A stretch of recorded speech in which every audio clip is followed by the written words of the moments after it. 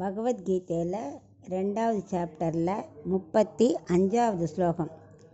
பயாத்ரணாது பரதம் மம்ஸ்யந்தே த்வாம் மகாரதாः யேஷாம் சத்வம் பகுமதோ பூத்வா யாஸ்யசி லாகவம். 35, 36, 37 எல்லாமே ஒரே மாதிரி அர்த்தம்தான். இப்போ நம்ம 35வது ஸ்லோகத்தோட அர்த்தத்தை பார்க்கலாம். இந்த ஸ்லோகத்தில் எல்லாம் என்ன சொல்கிறான்னா, எங்கே கருணை காட்டக்கூடாதோ அங்கே அர்ஜுனன் கருணை காட்டுறான். அது பிரயோஜனம் இல்லை. அன்பு காட்டக்கூடிய இடத்துல தான் நம்ம காட்டணும். துரியோதன இடத்துல போய் கருணை காட்டினா அது நமக்கு நன்மையை கொடுக்காது, தீமையை தான் கொடுக்குங்கிறத பற்றி விளக்க போகிறார். அர்ஜுனன் சொல்கிறான், அப்படி கருணை காட்டினா எப்படி கீர்த்தி போகும்? எல்லோரும் என்ன சொல்லுவா, பரவாயில்ல அவன் சண்டை போட வந்தால் கூட பாரு இவன் விட்டு கொடுக்குறானே அப்படின்னு புகழ மாட்டாளா அப்படிங்கிறான். அப்படி சொல்ல மாட்டா அர்ஜுனா.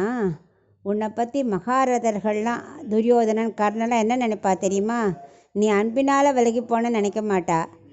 நீ எப்போது வீழ்வேன்னு காத்துன்னு இருக்கா இல்லையா? ஸோ இப்போ நீ அன்புன்னு புரிஞ்சிக்க தன்மையெல்லாம் அவளுக்கு கிடையாது. எப்போ உன்னை கொல்லலாம், எப்போ உன்னை வீழ்த்தலாம், உன் லைஃப்பை எப்போ ஸ்பாயில் பண்ணலாம் தானே அவள் காத்துன்னு இருக்கா. இப்போ நீ போய் அன்பு காமிச்சியான்னா அவள் நினச்சிப்பா, ஓய் இவன் ரொம்ப கோழை போல இருக்கு, நம்ம என்ன மகாவீரன் நினச்சிட்டு இருந்தோம், பட் இவ்வளோ கோழையாக இருக்கானே அப்படின்னு அவன் ரொம்ப எளியவன் இகழ்வா அர்ஜுனா. அந்த நிலைக்கு நான் உன்னை தள்ள விடவே மாட்டேன். ஏன்னா நான் உனக்கு சப்போர்ட்டாக இருப்பேன், நான் அப்படிலாம் விட மாட்டேன்.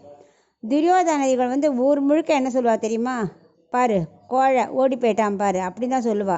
என்னோட கருணையினால் அவன் போனான் பாரு அப்படிலாம் சொல்ல மாட்டான். அவனுக்குள்ள கருணையை பார்த்தியான்னு கேட்க மாட்டா, கோழை அப்படின்பா. இப்போ மக்கள் என்ன நினைப்பா, சே தர்மம் ராஜ்யத்தில் இல்லாமல் போயிடுத்தே, அதர்மத்துக்கு வழி வந்துடுத்தே அப்படின்னு அவள் வருத்தப்படுவா.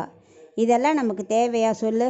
ஸோ எப்போவுமே எங்கே அன்பு காட்டணுமோ அங்கே தான் காட்டணும். எதிரிகள்கிட்ட போய் அன்பு கருணையெல்லாம் காட்டினா அவள் புகழ மாட்டாள், இகழத்தான் செய்வான்னு கிளியராக விளக்குறார் இந்த ஸ்லோகத்தில்.